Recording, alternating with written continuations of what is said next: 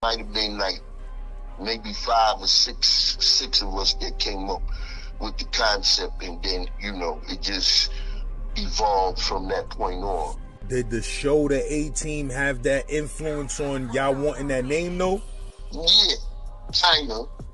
Of course, it had a lot to do with it from, how they just was moving, the van. And, I was about to ask you that. Is it true that the A-Team had a crazy van?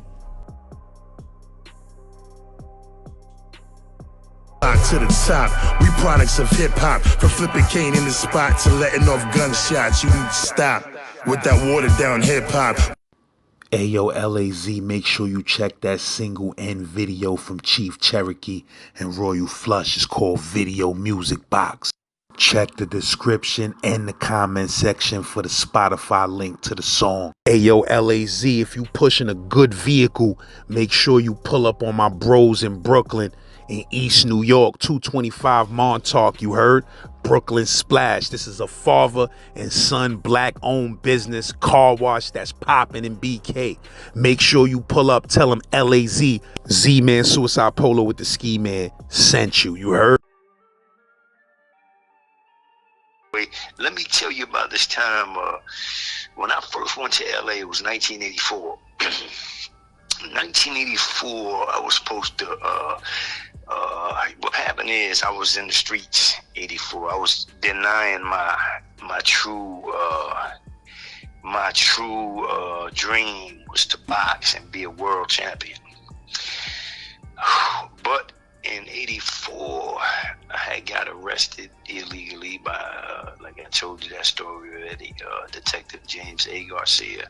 So what happened is I kind of turned into a life of crime for the most part, because I definitely wasn't living, exactly straight.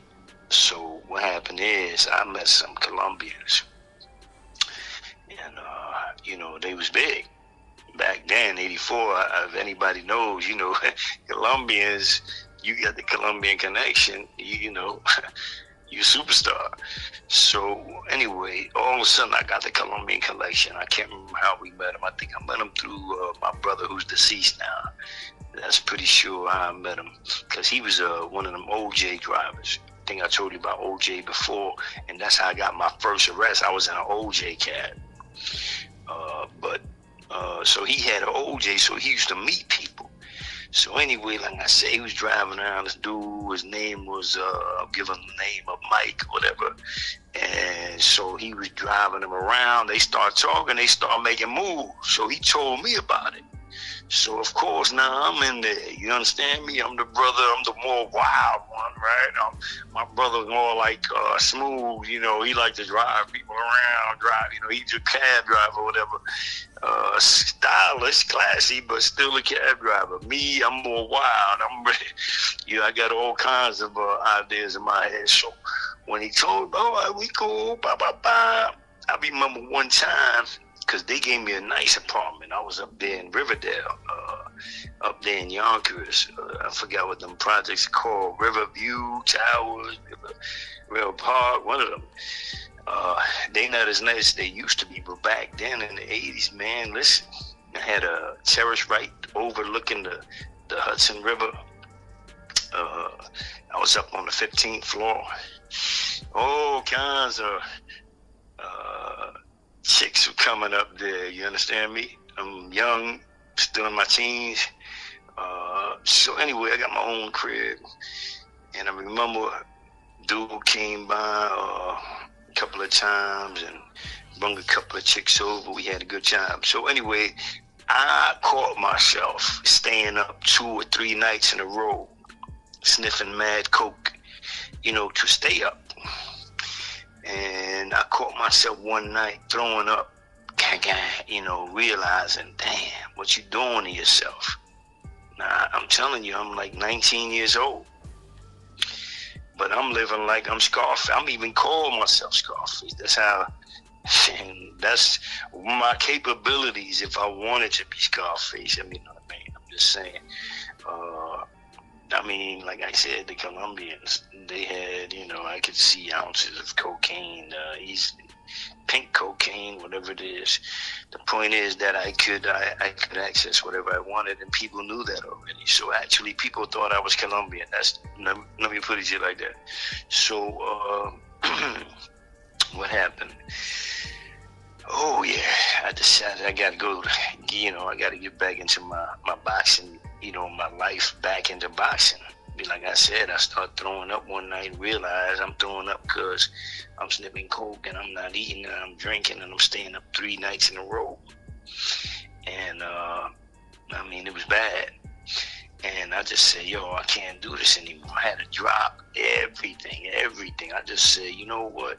I prayed real hard and I said, look, tell me what the hell is this me? Because I don't feel right.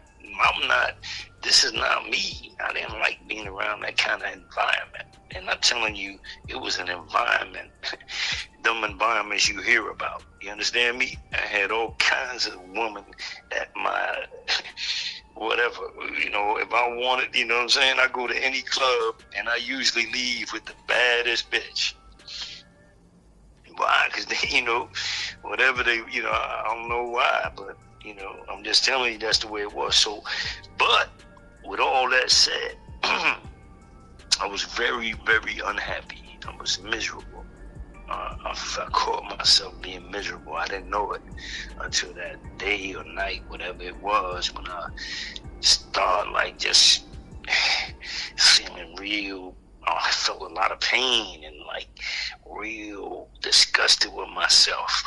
I was feeling like, what are you doing to yourself? Are you destroying yourself? And you forgetting all about what you've been dreaming about for the past 4 years. I started boxing when I was 15. And it hit me. I had to get back in the ring. And the only way to do that would be to leave everything I got. A beautiful apartment, beautiful car, beautiful money, whatever. If I had some money, jewelry, whatever it was, I left it all in New York and took the bus to Los Angeles because I said, you know what? I'm going out there to box pro. And I said, the only way to do it is to go out there with nothing but these, which was my fists, my hands. Because I know if I go out there with a nice car, with a jewelry, I'm going to get involved with the wrong crowd. So I had to go somewhere where nobody knew me so I could get my boxing career rolling. Anyway, I gets out there to L.A., but before I got there, I met a big white dude from Texas, right? He was an old-timer. I'm trying Joe, give him the name of Joe. So he's doing all these card tricks, and showing me all kinds. And he's real smart, right? And he sounds like he got a lot of money. So, hey, he caught my attention. So I said, damn, after we talked for hours, remember it's a long ride out there to LA on a bus. So after we talked for some hours, I told him that he could stay with me in my crib that I'm going to until he, gets his shit together. That's how much he impressed me as having a lot of money. He was from Texas. He got on the bus from Texas. I remember that. So anyway, let's see what happened there. All right, so it's a long story. He ended up sleeping with one of the females there, a white lady there. She was one I had already slept with her. She was about 40. I was 19. But she, she had the big jugs, you know what I mean? She had her own little crib. It was a nice thing. So anyway, he turned around. He started messing with her, because I wasn't going to mess with her no more than that one time. And he ended up convincing about 5 or 6 people in her crew, in her group of people, that he sells kilos of cocaine. So he was able to convince 5 or 6 people to chip in, and he gonna sell them the best cocaine on the West Coast, and it was be a kilo. So I don't know, I think it was 10 or 20,000. I can't really remember how much was the total that they came up with. But I know that he convinced him. He took the money and he said, yo, hurry up. I think the police were following me over here. Look, you just got to take it. It's in the trunk. You know, like he didn't give him a chance to taste it or nothing. He took the money. They said, we got to get out of here quick. Took it, broke out. Next thing you know, when they cracked the cocaine, the shit ended up being baby powder. Straight up baby powder. Yo, I'm gonna tell you something. Of course, you know, they looking at me. Remember, I just got over there. I'm Puerto Rican, you know. I'm going over there from the Bronx, from New York, and I'm going to the West Coast. So, you know, I brung this dude around. Anyway, long story short, he ended up sending. He also took her Volkswagen. He stole a Volkswagen and took it to Mexico. So anyway, yeah, yo, he got her. Like, she's the one he convinced. You understand me? And she convinced her 5 friends. So I learned a lot from this dude. I'm going to tell you the truth. Even though, anyway, but I want to tell you, he's the one that took me to Hoover Street Gym. All right, like about 2 days after I got to LA, I went to Gardena. I landed over there. So about 2 days after I got to LA, he insisted on, we need to go to the gym and see just how good you are. Remember, I'm talking a lot of crap on the bus. I'm talking mad shit. So he want to see how good I am. And he got some money to invest.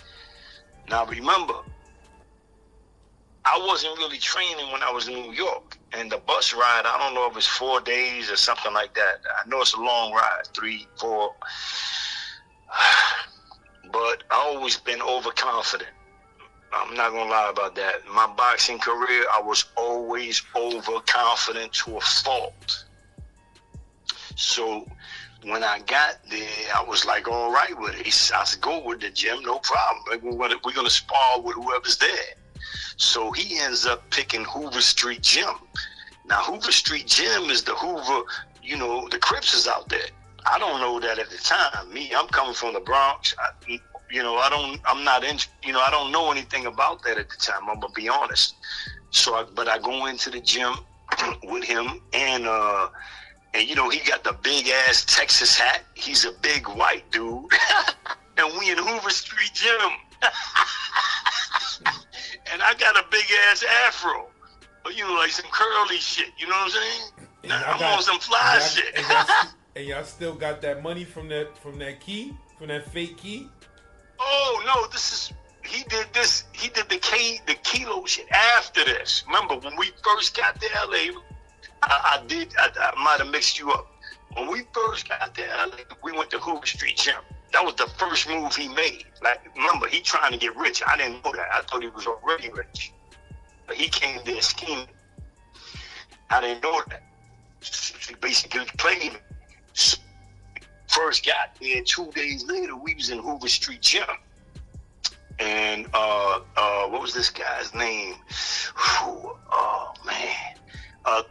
Thel Torrance. I think that's his name. Thel Torrance. I'll remember it for sure later, but he's the one that owns that gym or runs it. So, you know, Joe approached him like a big-time manager, and he said, look, man, I'm a fighter. We just want to see him spar with a middleweight or something. We got a guy.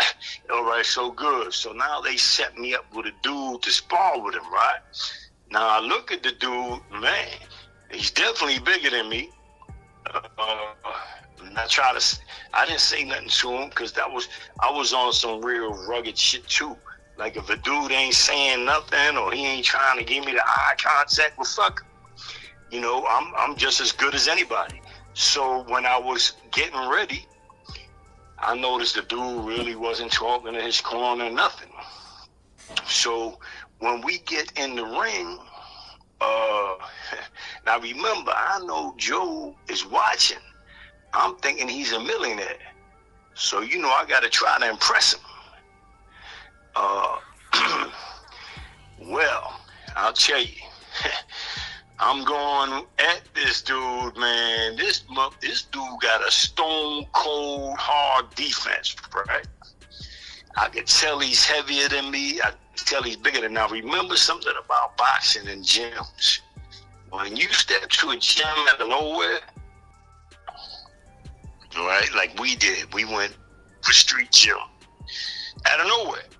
Remember, I just got there from the Bronx, or from the Riverdale projects, whatever, Riverview Towers, whatever they call that.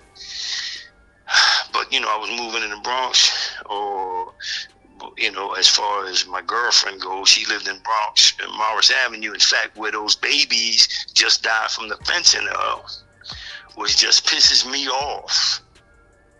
A 1-year-old child just died from fentanyl in the Bronx, and right there where my son was born. Yeah, I saw that shit on the news. That shit crazy. On the same block.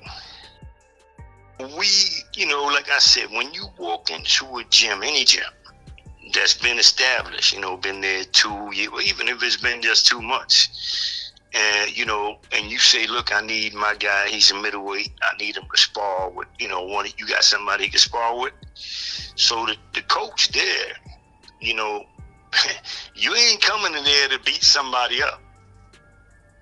You understand that, right? Like, that's a golden rule. You're not coming from out of nowhere to come in my gym and beat up a fighter. That's an automatic rule. So they usually put you with the best fighter, or, you know, a dude that spars with the best fighter. You understand me? Somebody who they know can handle anything. So anyway, this dude I'm sparring, man, whoo, I'm not gonna lie, man, he's very dark-skinned black brother. And he got his arms up real, like, damn. I'm like, man, this dude, you know, I can't even, you know, I ain't hurt him at all. I'm not gonna lie, I couldn't hurt him at all. This is crazy. Boom, boom, boom, boom, boom. He's hitting me with body shots. Boom, boom, boom, I'm trying, but this dude got this stone cold defense, right? The end of the round came. Shit. I go to my corner, like, I don't really have a corner. I got that dude Joe. He don't know nothing about boxing. But I go to the corner, I'm like, yo, dude gotta, you know, shit, it's hard to hit this dude, whatever. He say, yo, come on, just get in there and do your thing, champ. You know, that type of thing. He didn't know what to tell me. I didn't get water or nothing. I goes back in there, second round, we up in there. I'm trying, man. I'm trying hard because remember, Joe's watching. He's the millionaire. I'm trying to get a break here. I'm doing some, I'm hitting him. Now I'm starting to catch him a little.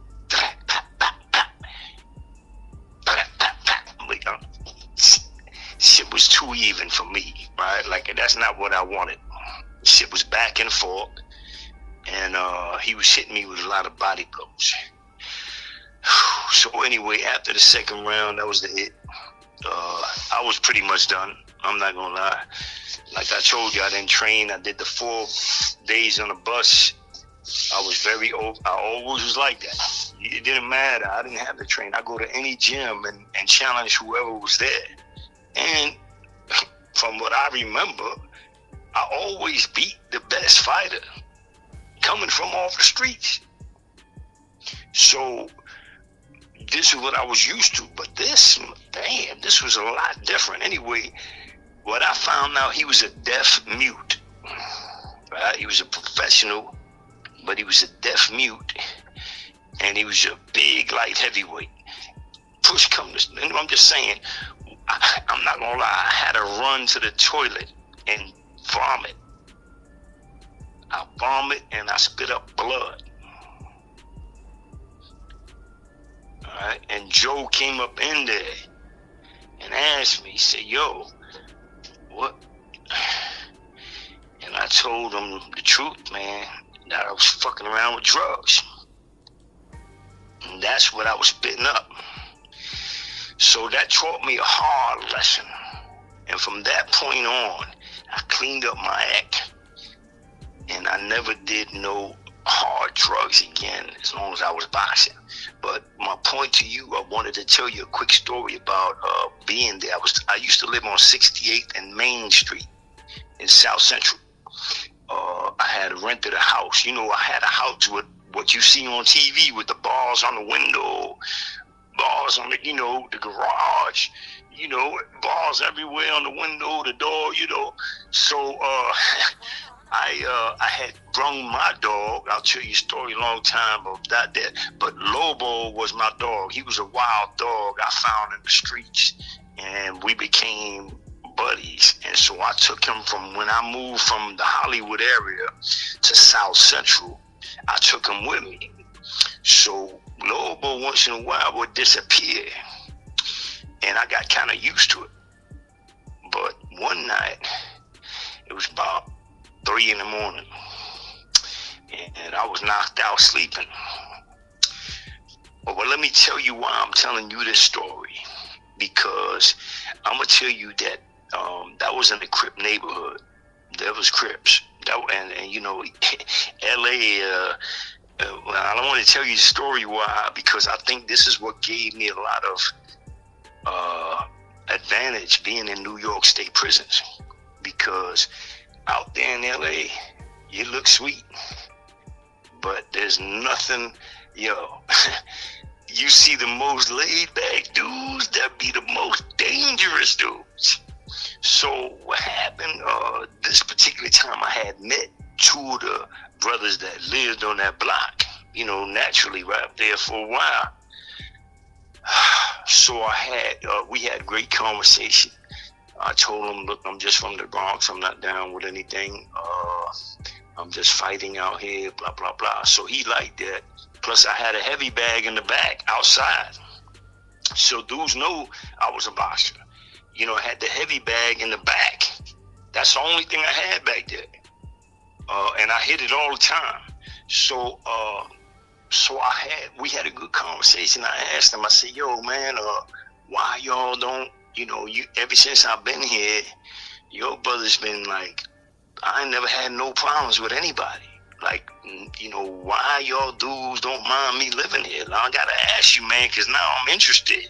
I didn't know this was a gang neighborhood.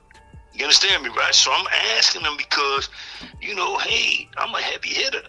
I'm young, but I'm still a heavy hitter. I'm not gonna go punk now. I can't just be sitting up there. I'm living in the middle there. I want to know if we cool. You know, once I found out they was friends, I want to know what's happening, because I'll move the fuck out. So, anyway, so he said, yo, man, I'm going to tell you something, man. You know, my man and we were sitting out here, because they lived like 2 houses to the right in front of me. So he said, yo, we were sitting out here one night, 3 o'clock in the morning, and we saw you come outside of your house with slippers on and shorts, and you fought with 6 crazy ass junkyard dogs. So to get them off of your dog, man, we saw you do that shit, man, and I'm scared to death of them dogs.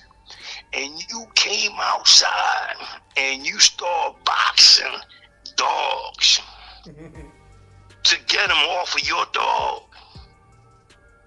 I never seen no shit like that, man. I ain't never seen no shit like that, brother. I'm gonna give it to you, man, but I'm gonna tell you the truth. Ever since you did that, everybody said, you know what? And leave that brother alone. He ain't fucking with nobody. Plus, we seen you bring all your Mexican friends to your house. We seen them crazy ass parties y'all having, but you ain't fucking with nobody around here. You know, we know you ain't around here hanging out doing none of the bullshit. You might bring them dudes over here, but they leave the next day or that night. So I just wanted to give it a shout out to them brothers, man, because I guess that would be the Hoovers. And I'm going to tell you, man, they treated me with great respect. And I'm not sure if I think he just mentioned that just to say, look, man, you know what I'm saying? I respect what you did that night. Listen, I'm gonna tell you, Laz. You said dogs was attacking your dogs? So let me tell you what happened now. I'm in my bed. It's 3 o'clock in the morning, something like that. And all of a sudden, because my dog was a fighter, that's why I took him from that other neighborhood, because I seen him fight 2 Doberman pinchers at once. One time, just coming down. He was an Akita. So anybody knows an Akita, but he was a skinny Akita because he was a street dog. You understand me? He wasn't living large. But you understand that, right? Like, don't you see them Akitas? They be big and looking good, man. But mine was, skinny, because he was in the streets. And he was like a year old or whatever. So he reminded me of me immediately. When I seen him fighting them 2 Dobermans and whipping their ass, I said, damn. So he got my attention. So I start feeding him. He would never get close, but I start feeding him, leaving shit out there, and the next day it'd be gone. Finally, I start putting shit a little closer to the door, little by little, Next thing I did, I put it in the door.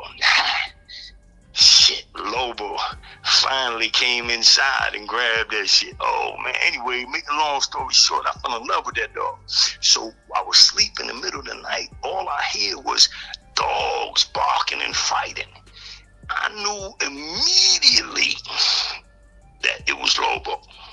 It was no question in my mind, nothing, hesitation. I knew immediately as soon as I heard it. So I just jumped up. I don't know what I had on my feet, man. I can't remember, man. But I was kicking them dogs, mostly punching them. So no, I wasn't kicking them. That's what happened. I went out with my slippers or barefoot. I must have went out barefoot because I just ran out there like a madman with whatever I had on, shorts, underwear. I don't know what it was, man, because I did not stop and put nothing on or grab a stick or nothing. I went out there bare-fisted, just cracking ribs. Get off my dog. Get off my dog. Get off. And that's what the brothers seen that night. Imagine watching some shit like that. Especially if you're scared of them same dogs. Like, that's the gang. Them dogs in LA, they got dogs. They gangs. They run around like six. You know what I mean? Motherfuckers move out of their way. They don't play, and they whip other dogs' ass. So what happened is, Lobo was a player, so they didn't like him. They was fucking. They never came back though. You should have seen how they was running. Like when I started, all I did was punch 2 of them, right on the ribs. But I went hard, kid. I'm not gonna lie. All of them took off. I mean, they jumped over the fence. One went under the fence. They was gone. Whew. And they never fucked with my dog in my house ever again. So, but anyway, my point is that, that was one of the stories I wanted to tell you. But the other one that happened in LA was, like I told you, I used to hang out mostly with Mexicans. I'm not gonna lie. I'm not gonna mention the crew out there that I used to hang with, but they was Mexicans. So what happened is one night, one of my boys outside, I mentioned his name, Lalo.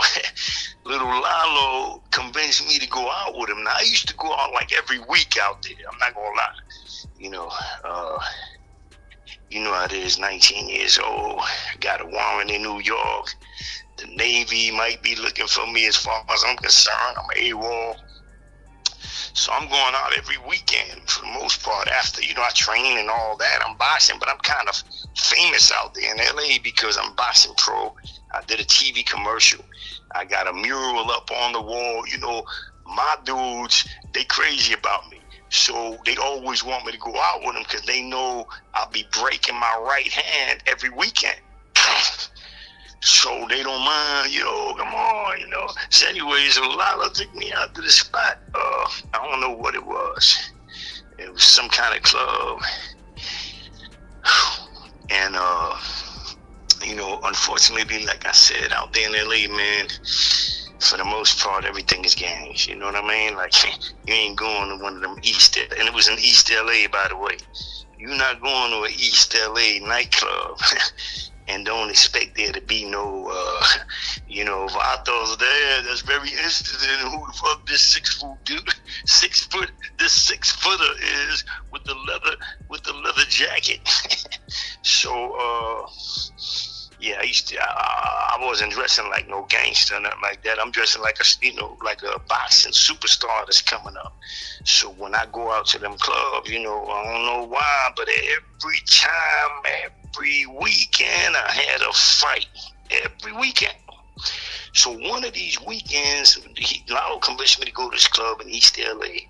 And me, I was always down to go out, as long as I could see some chicas and, I'm good because I love Mexican ladies, man, So I goes out there and we cool, and I'm standing around in the club. They playing some, what they play out there at that time was house music.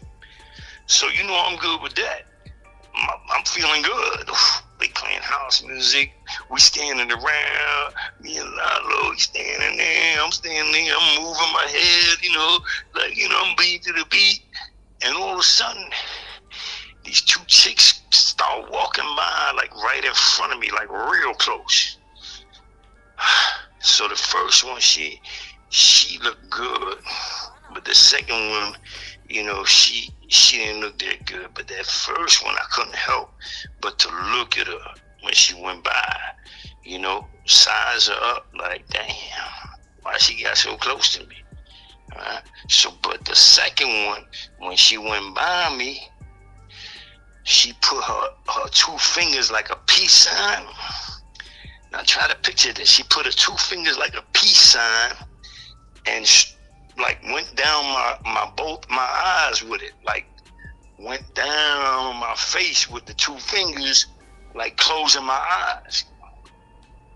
So I took that like, yo, what's up? That's your girl or something? I guess I don't know what happened, man, but I'm from the Bronx and don't nobody touch my face. I don't know what's going on. I know what she violated. All I know is she violated. I'm burning up. For real, I'm burning up. I feel humiliated. I'm looking around like, who saw that? You understand me? Like, she touched my face. She disrespected me. She totally disrespected me. I'm looking around. I'm feeling humiliated. I couldn't stand it, man. I went over there to the table where she was at.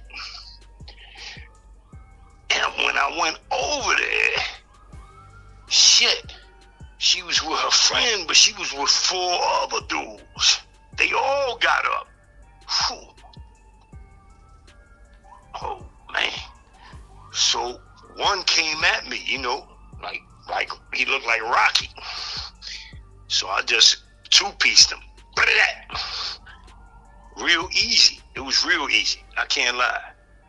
So what I respect about Mexican brothers out there back then, they fought me one at a time.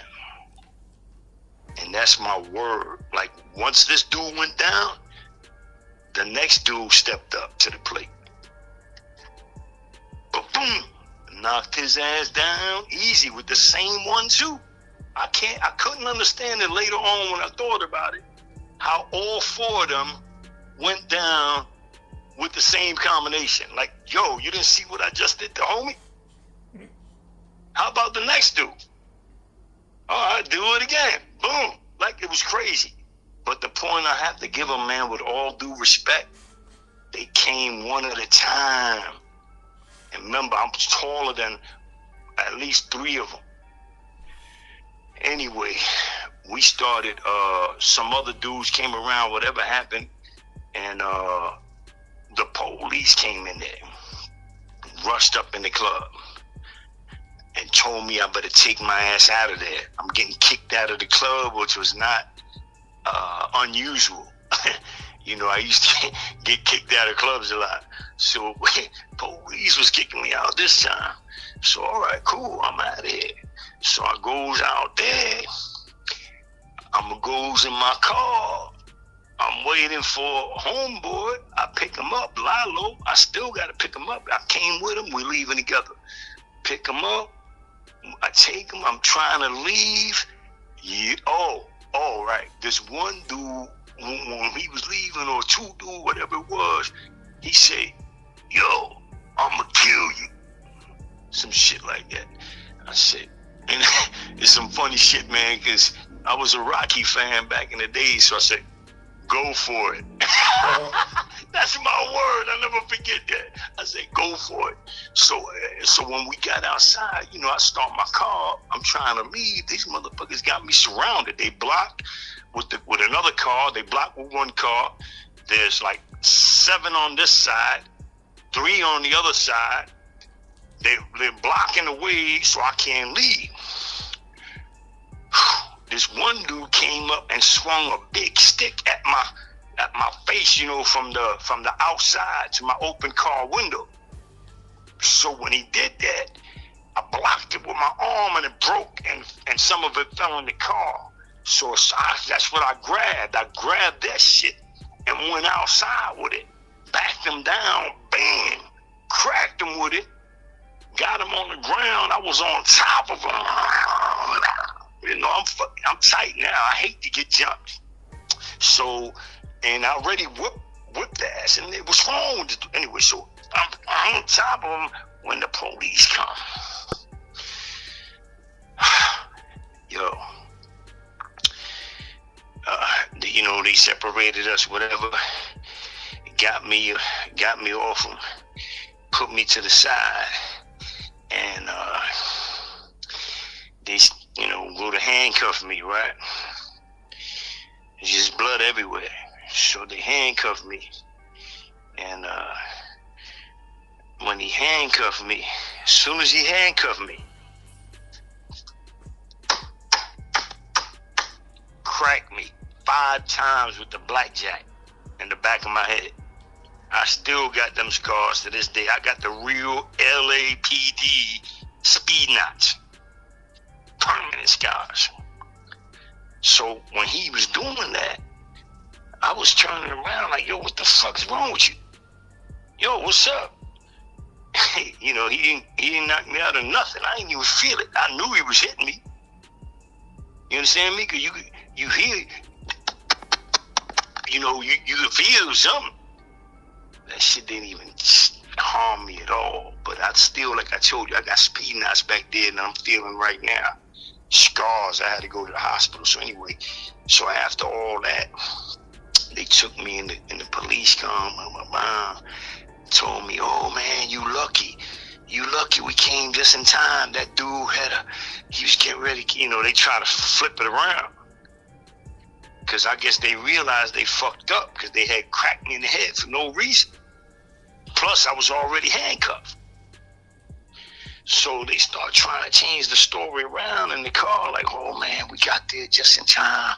We saved you." You know, them guys, we seen about 40 of them. You understand me? They try to switch it around. But anyway, we get to the precinct. They said, "Look, man, you want to press charges?" Blah, blah, blah. I said, "Nah, man, I'm good." I didn't press no charges. I left it alone. And I lost my wallet that night. I never forget that. That motherfucking, look how nasty they are. My wallet stayed in the car. I was so fucked up. Remember when they cracked me in my head, man, I'm not lying. They had to wrap my head up. You know when you see them dudes with their head wrapped up like a mummy? That's how they did me, because the blood in the head, yo, that shit be, you know what I mean? That ain't stopping. So when I'm in the car, remember, I'm a little dazed out and confused, like, damn, what happened? This shit was a wild night. You know, it gets wild, but damn, I don't get driven home by the police. You know, tonight is different. I'm in the back seat. These motherfuckers are driving me, telling me, "Yo, we ain't gonna press no charges. We want to know if you want to press charges." You know, all this other crazy shit. I'm like, "Oh, whoa, look, I don't press charges. I ain't got nothing to say." Boom. But I always regret not suing. You understand me? I wanted to tell you that story because there's many more about LA, East LA, South Central, all of that. But I wanted to give a shout out to the Hoover Street Gym. And I'm not sure I know it's on Hoover Street. It might be 78th Street, 72nd. I can't remember. And another shout out to 108th Street Gym, which is also in, I don't know if it's South Central, Compton, very close. But peace, y'all, and thank you for the hospitality. Because when I look back now, I didn't belong in the middle of that neighborhood. And your brothers let me live there. I stayed there for a long time. I never, ever had a problem. Nobody stole from my house, and I didn't have that much security. How long you said you was out there for? Oh, I lived in LA for 3 years. So, but at one point, I was living out there on Main Street and 68th and Main. I had the 4th house down in the middle of the block, and it already came with the gates on the windows and all. My man, he had a lot of real estate out there. A brother I was training, you know, that was my man. So he had a lot of real estate. One of the houses he had happened to be right there. So, you know, I definitely jumped on it, you know, because I had moved around. Huh? Was you seeing, was things going down in that neighborhood, though? No. I never seen, it was very peaceful, I'm not gonna lie. That area I was in, I didn't see no dumb, nothing stupid, nothing, nah. But I wasn't there all the time, remember? Don't forget, I wasn't in my house. You understand me? When I was out there in LA, you know, shit, I was busy. Gyms, females, you know, come to the house to get laid and sleep. You know what I mean? So I didn't, you know what I mean? So I couldn't tell you really nothing about it. I'm sure, you know, there was things going on. Back then, there was a big rock era, not crack. They didn't call crack. They didn't call it crack in LA. They call it rock. You know, where you go if you wanted to buy some crack, you got to spend $20, and they're gonna put a rock in your hand or out the peak hole or whatever. You know, they don't have no bags and none of that like in New York, them vials. But I didn't mess with no crack out there. I smoked a little weed out there, and I did smoke some super cools. You know what that is? They call it Sherm. The first time, Sherm stick out there or something. Oh, you talking about first time? Dust. Yeah. But that's the real shit. That's what you call water. You know, you dip a cool cigarette, or Pall Mall. Yeah, that Pall Mall, long Pall Mall, the brown one. That was the one, that first one I tried. Shit. And then that other one was Super Cools. Super Cools, bam. That's what shit, man. I wasn't messing around too much, but I did try that a few times, and I'm gonna tell you something. That shit there will take you to Mars. You know, that's not like that dust you smoke in New York. That Zooty you smoke in New York, you know, go out and have fun. But this shit in LA, you will be laid out in the middle of a park. Yeah. You know, and you think, I remember one time thinking I was in New York. I was in LA laid out in a shack. My man, he said, go ahead, you smoking there, you know? That was his shack. So I was laid out, and I remember thinking I was in New York. I was in New York for real. Shit was crazy. But I'm just saying, man, yeah, I love LA. Loved it. I had a ball out there. Only, like I said, the only problem was going out to the Mexican clubs or Mexican parties. They got quinceañeras, you know, sweet 16s, all that we was doing. Remember, I was 19. My boy was 18. So we going out to all these spots, and it gets real wild when teenagers, you know what I'm saying? A bunch of 20-year-olds, 19-year-olds, 18, 17, shit gets crazy. And then the clubs, those be, you know, unfortunately, if you go to East LA Club, you know it's a gang in there holding that down. At least one. It might be a few. You going over there feeling like Hector Camacho. The motherfuckers be like, who the fuck this clown? You know what I mean? Like, for whatever reason, man, they would always start trouble with me. You know, I got a lot of stories about that. I just wanted to get that one in because I never forget Lalo start grabbing me in the middle of the fight, right? Remember, at one point, it got a little wild in it. You understand me? It wasn't just one-on-one at a time. Now, everybody got mad. I knocked 4 dudes out. The whole house was in. This shit was on. Now that I remember. So even this girl came up in my face. One of them 2 girls I told you about. She was like all up in my face. I had to push her out. Fuck, get out of here. And Lalo, he's in my face. I had to send his ass, threw his ass out of my face, man, because don't play with me. This shit is on. You know what I'm saying?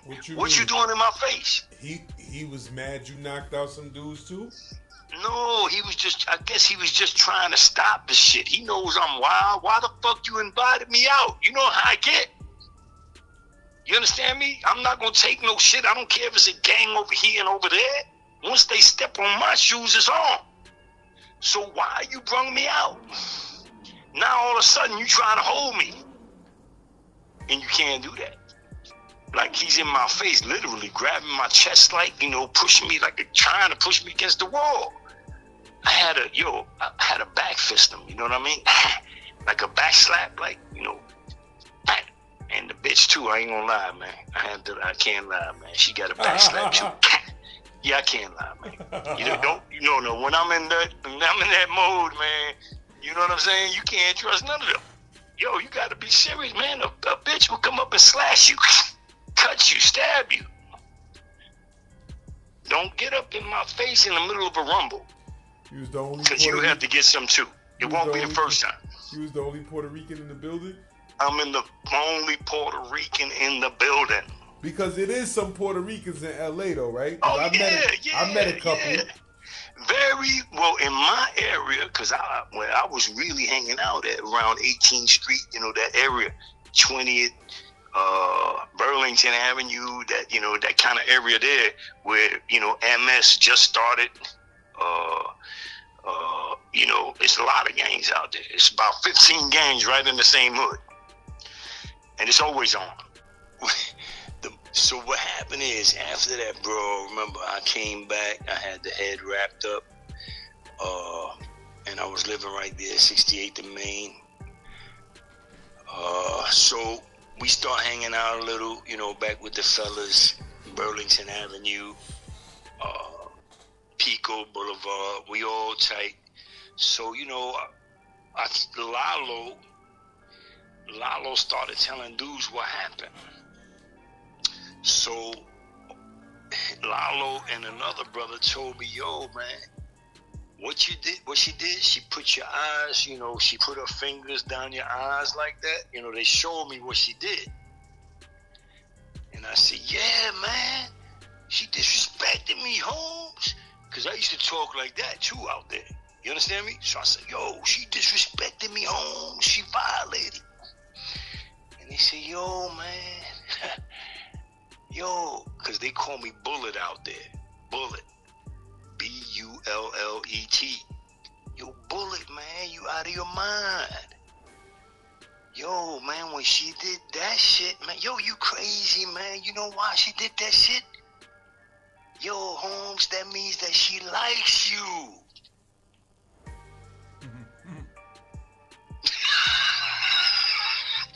Imagine that shit, man.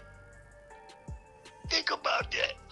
Yo, that's some crazy shit, right? I'm thinking she violated. So I goes over there and start some beef. Started a whole riot. I started a riot in the middle of the club. I told you the shit got so hectic, I had to smack the lady away. And Lalo. Because, I felt like they were holding me. You understand me? I can't see what's going on. Yo. Anyway, that's the crazy shit. So the moral of the story is, don't be overthinking. It's a whole different culture, man. You ain't know what was going on. Thank you. I swear, when he told me that shit last, I never forgot that, man. I'm like, here it is. I thought she was disrespecting me like on some dyke shit. You know, understand me? That's the way I took it. Oh, you don't want me to look at your girl. That was and don't touch my face. You could have told me that. And meanwhile, she did that shit, and it was the way she did it, man. When I looked at it back on it, when they said she likes you, I said, oh shit, yeah, because she walked by and did it nice and like real sensual. You know what I'm saying? Yeah, like right. And all I said was she touched my face. So there you go, man. Cultural shit is crazy, and LA, of course, is going to be mad different than New York. But I definitely love them 3 years I went out there. Love everything about it. And, you know, I don't know if you know, but last year I went back out there. I was out there, took a trip to Mexico and everything. I can tell you about that some other time. I only met one Puerto Rican out there as far as the hangout with the younger dudes. It was only one, and he was a blood. But he used to hang out with us. Now, the other Puerto Rican I met, who claims he was Puerto Rican, I met him in Bell, California. You understand me? And he was one of them dudes that liked to drink too much, so I had to stop hanging out with him. Like, he would take me to his house and want me to drink all night. You understand me? Now I'm a fighter. And he knew I was a fighter because he met me when I was with Hector Camacho. So why you know, what's going on with all this liquor shit? That don't make sense. See, so you don't know in your life, you're going to run into dudes.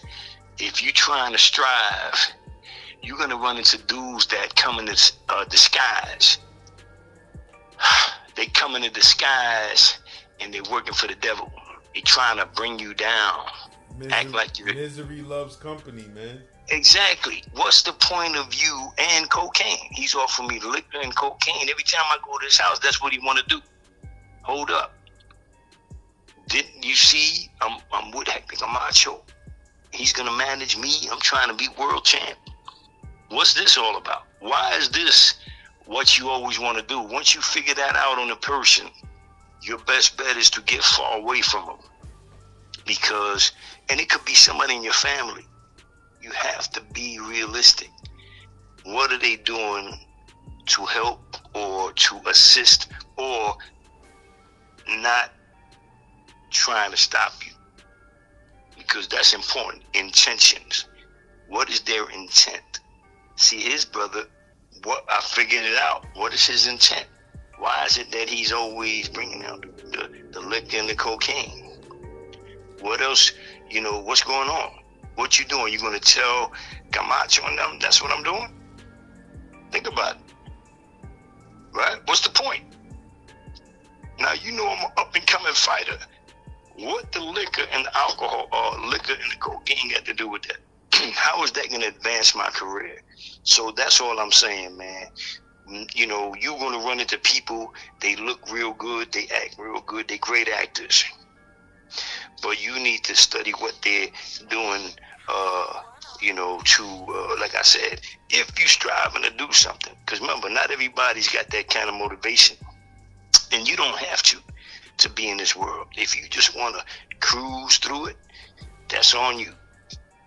But if you're striving to be something that's really almost impossible, like a world boxing champion, because that's really almost impossible. You got to believe that you can do the impossible, right? So when that happens, you got to be very, very, very, you got to use your spider senses to see, you know, and you better off being alone. Like, that's why I went to LA, because I had a lot of people around me, trust me. But none of them was, how do you say, cared enough to say, yo, what happened to your boxing career? Yeah, man, so you already know, Lash, like I always tell you, man, that your worst days out here are still 10 times better than your best days in prison. So stay sharp. And stay, like I said, sucker free. You already know, my bro.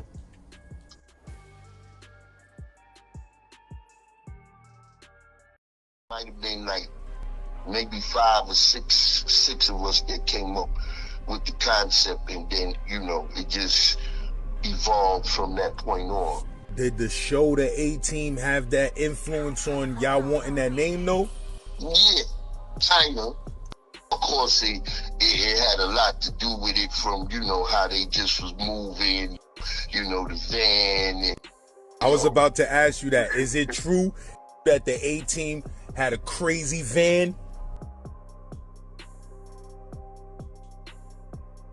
to the top. We products of hip hop. From flipping cane in the spot to letting off gunshots. You need to stop with that watered down hip hop. Ayo, LAZ, make sure you check that single and video from Chief Cherokee and Royal Flush. It's called Video Music Box. Check the description and the comment section for the Spotify link to the song. Ayo, LAZ, if you pushing a good vehicle, make sure you pull up on my bros in Brooklyn, in East New York, 225 Montauk, you heard? Brooklyn Splash. This is a father and son black owned business car wash that's popping in BK. Make sure you pull up, tell them LAZ, Z-Man Suicide Polo with the Ski Man sent you, you heard?